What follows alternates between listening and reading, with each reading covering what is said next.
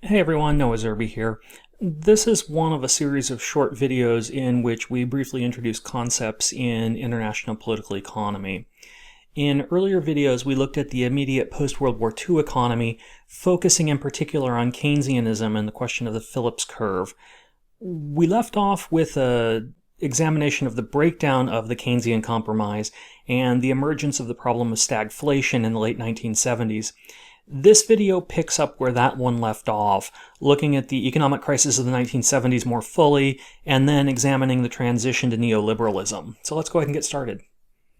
In our last video, we said that the economic crisis of the 1970s was a crisis of stagflation, that is, high rates of unemployment combined with high rates of inflation. We noted that traditional policy models were built on the assumption that this couldn't happen, and thus provided little guidance in what to do about it.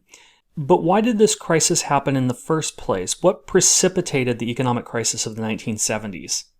A number of events beginning in the late 1960s and early 1970s facilitated the crisis. Remember that at the end of World War II, the United States helped to establish the Bretton Woods system and a global system for currency stability. That system was built on the knowledge that the United States had most of the world's gold reserves at the end of World War II.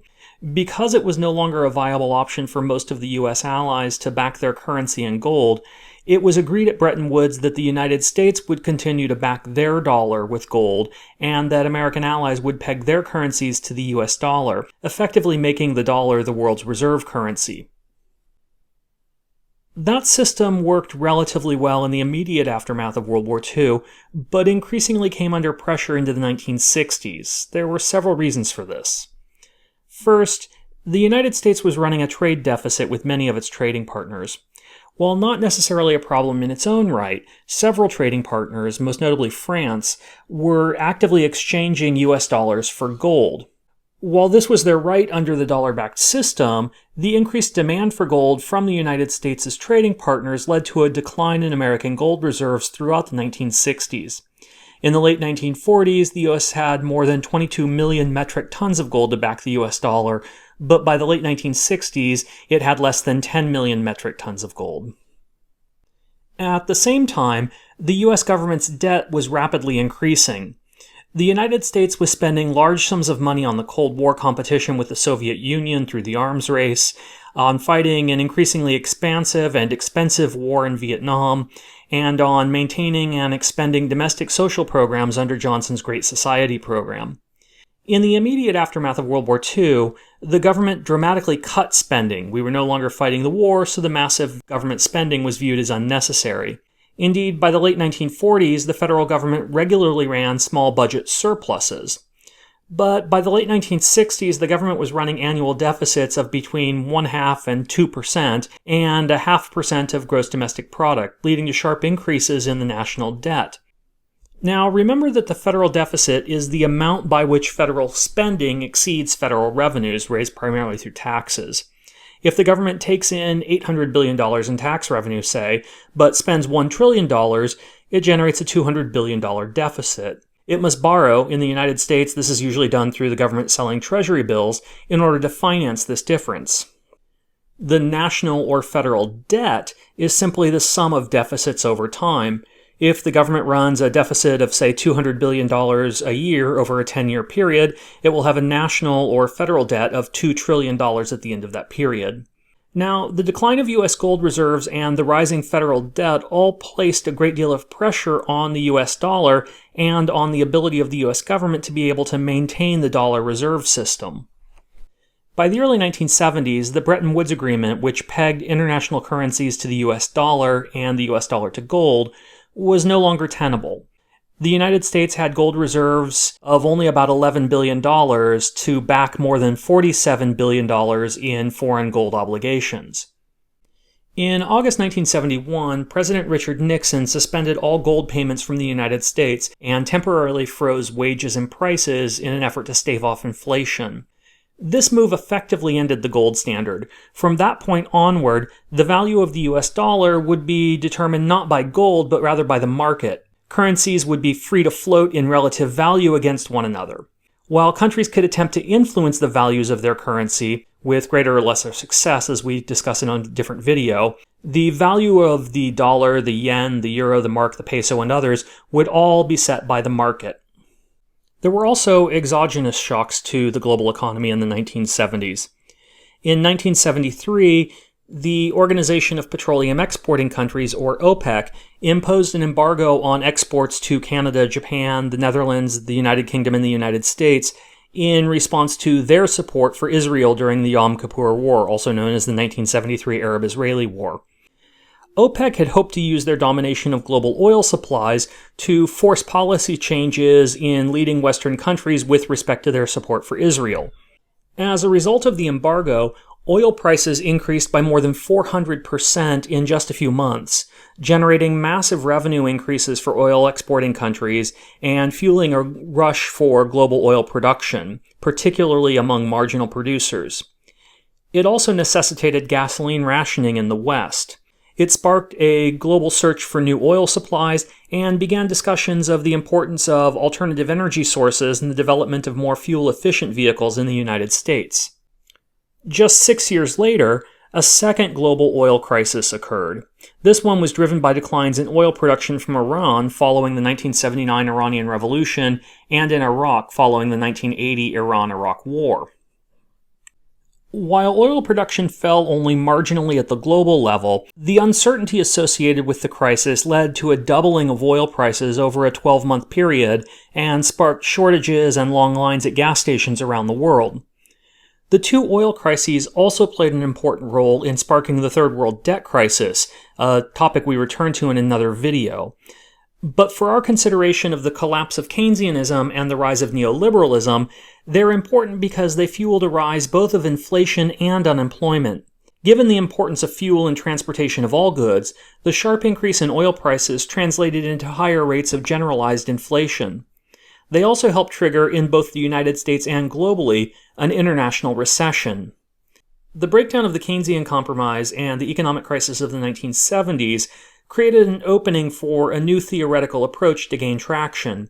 That economic policy was called monetarism, and the political project was called neoliberalism. Let's consider each of these in turn. Monetarism was first articulated in the 1960s as a critique of Keynesian frameworks. Keynesianism was often described as demand-side economics because its primary concern was the goal of full employment, and it was rooted in the concern for maintaining adequate demand. Put simply, for Keynesians, economic crises result from a lack of collective demand. Monetarists reversed that concern. Instead of worrying about demand, monetarists worried about the supply side. Because of this, it's sometimes called supply-side economics. Monetarists believed that inflation, rather than unemployment, was the primary threat to the economy. Indeed, monetarists argued that there was a natural rate of unemployment, a certain percentage of people, usually thought to be somewhere around 5%, who were naturally moving between jobs or who for some reason were structurally unemployable. Monetarists believed that the free market, rather than government intervention, was the primary governor of the economy, or at least should be. They believed that the government should only intervene minimally, as government intervention always had for them adverse consequences.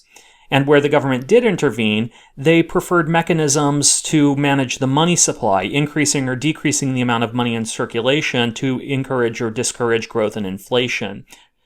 Neoliberalism and monetarists also strongly advocated in favor of cutting taxes. Their theoretical argument was rooted in a model called the Laffer curve. The Laffer curve posits that there's a relationship between the tax rate, the percent of income collected by the government through taxes, and tax revenue, the amount of money the government collects in taxes. If the tax rate is 0, the government collects no revenue. But what if the tax rate is 100%? How much money would the government collect? Probably something close to 0. If the government is taking all the money you earn, why would you work? Between those 2 points, the relationship between the tax rate and tax revenue is unclear. It's clear that the tax revenue increases as the tax rate increases, but at some point, additional income earned from working minus the money lost to taxes causes people to work less, and tax revenue will actually decline as the tax rate increases. As a result, the Laffer curve might look something like this. And what's interesting about the Laffer curve is that it suggests that at a particular point on the curve, lowering the tax rate can actually increase the amount of revenue collected. If we're at this point on the curve, and we cut the tax rate to this point, our revenue actually increases. The argument is that because people can keep more of the money that they earn, they might be incentivized to work more hours. This is the argument frequently advanced in favor of cutting tax rates. But notice that I don't have any numbers on this curve. We can intuit the results at a 0% tax rate and a tax rate of 100%, but it's difficult to know the shape of the curve between those two extremes. And the shape of the curve really matters. This image shows three different Laffer curves, one in gray that resembles our curve from the previous slide, one in blue with a much higher willingness to pay taxes, and one in red with a much lower willingness.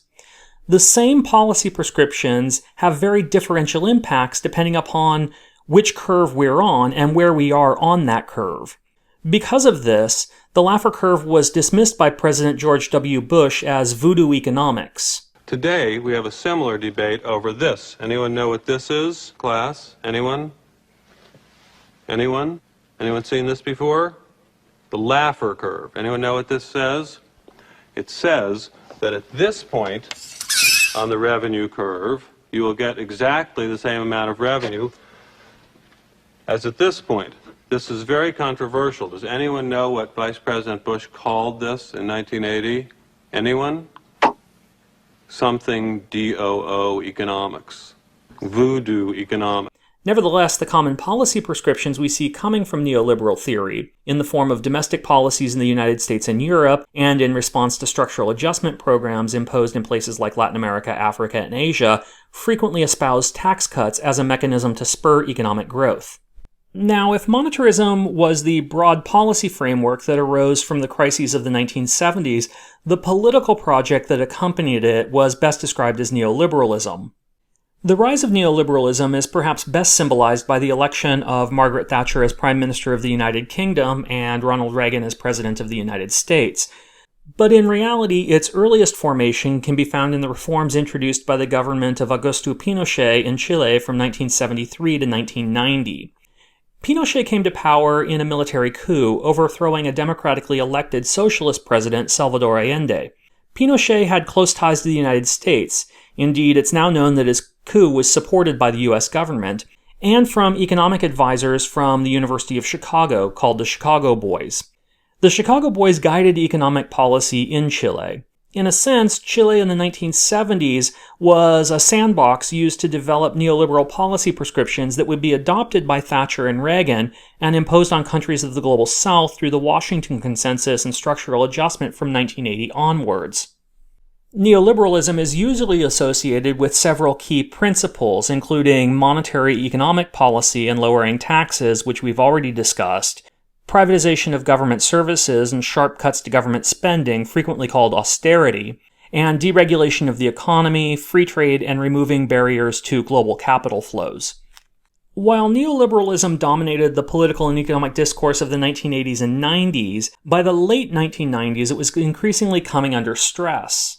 A series of financial crises, beginning in Mexico in the mid-1990s and then spreading across Asia in 1997, Russia in 1998, and Argentina in the early 2000s, raised questions about the ability of monetary policy and neoliberalism to manage the global economy. The International Monetary Fund in particular came under widespread criticism, and pressure to move away from structural adjustment programs in the Global South increased. The 2008 global financial crisis was perhaps the final straw. At the global level, a new post-Washington consensus emerged. The international financial institutions increasingly had admitted that the state had a role to play in regulating the economy. Where we're going from here is not yet resolved. Discussions around the global coronavirus outbreak suggest a growing consensus that redistributive programs, government support for businesses, and expansive public health safety networks were warranted, but there are still strong voices advocating for a purer market-led solution. So that concludes our brief introduction to monetarism and neoliberalism and our overview of the global economy from the 1970s to about 2010. Thanks for watching, everyone. Have a good day. Bye.